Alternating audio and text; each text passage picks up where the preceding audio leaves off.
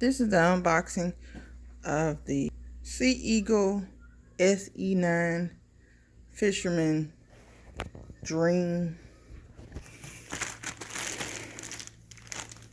I guess this is one of the inflatable seats. Just the other one. This long piece right here appears to be the boat. It's heavy as heck. There's one paddle, two paddle, second paddle, foot pump,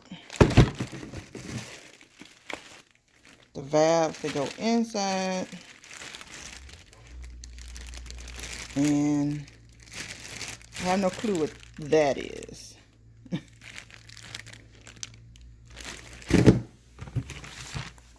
And instructions.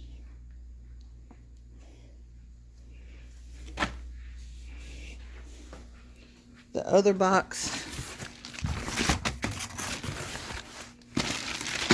had the bag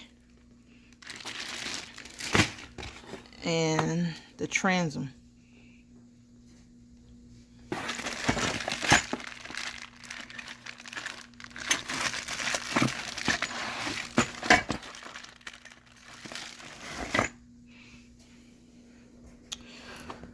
Okay, time to put it together and see how it goes. Stay tuned.